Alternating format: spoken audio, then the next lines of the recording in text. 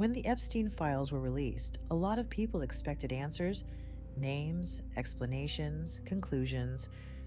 What they got instead were thousands of pages that somehow managed to feel incomplete. The documents are real, public, and legally verified, yet after reading them, most people walk away with more questions than they started with. That isn't a coincidence. It's a result of how these records were created and why they exist in the first place. The first thing that confuses people is the word named. Being named in a legal document does not mean accused, charged, or even suspected of wrongdoing. Sometimes a name appears because it was mentioned in a deposition. Sometimes it appears in an email, a contact list, or a passing reference. In many cases, the files never explain why a name is there at all. The documents record that something was said, not whether it was true, important, or relevant. That single misunderstanding has shaped most public reactions to these files. As you read further, another pattern becomes obvious. Key details are vague.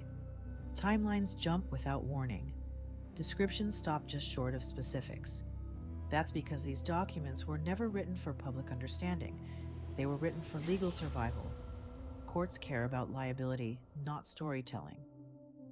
Lawyers include only what is required and avoid what could create risk. If a detail wasn't necessary for a legal argument, there was no incentive to preserve it, and in many cases, there was every incentive not to. You'll also notice repetition. Certain names, locations, and phrases appear again and again, while others you might expect to see are completely absent. That doesn't tell us what happened. It tells us what was documented. And documentation depends on who was questioned, what lawyers chose to pursue, and what could safely be put on the record. The files don't show the full picture, they show what survived the legal process. This is why nothing in the Epstein files feels conclusive. There's no final chapter, no summary that ties everything together, no moment where the story clicks into place. Legal systems aren't designed to provide closure, they're designed to manage damage. Transparency in this context has limits, and those limits are intentional. What remains visible is only what the system allowed to be seen. So the Epstein files don't resolve the story. They suspend it. They offer fragments without conclusions and information without interpretation. And that's why they created more questions than answers.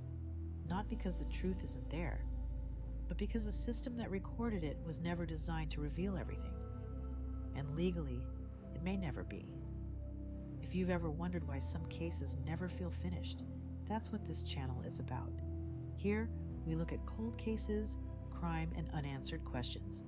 Not for shock, but for understanding. If that kind of story interests you, consider subscribing. New videos are always on the way. Thank you for watching Ever Wonder.